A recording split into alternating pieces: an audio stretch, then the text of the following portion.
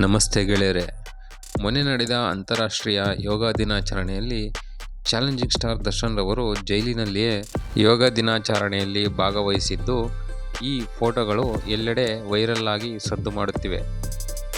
ಹೌದು, ಮೊನ್ನೆ ನಡೆದ ಅಂತಾರಾಷ್ಟ್ರೀಯ ಯೋಗ ದಿನಾಚರಣೆಯಲ್ಲಿ ಜೈಲಿನಲ್ಲಿದ್ದ ಕೈದಿಗಳಿಗೂ ಕೂಡ ಯೋಗ ದಿನಾಚರಣೆಯಲ್ಲಿ ಪಾಲ್ಗೊಳ್ಳುವಂತೆ ಅಲ್ಲಿನ ಡಿಜಿಯವರು ಹೇಳಿದ್ದರಿಂದ ದರ್ಶನ್ ರವರು ನಿರಾಕರಿಸಿದ್ದರು.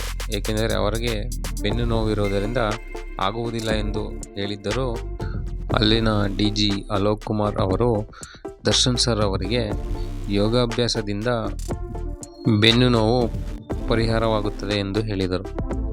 ಆದ್ದರಿಂದ ದರ್ಶನ್ ಸರ್ ಹಾಗೂ ಕೈದಿಗಳು ಜೈಲಿನಲ್ಲಿಯೇ ಯೋಗ ದಿನಾಚರಣೆಯಲ್ಲಿ ಪಾಲ್ಗೊಂಡಿದ್ದರು.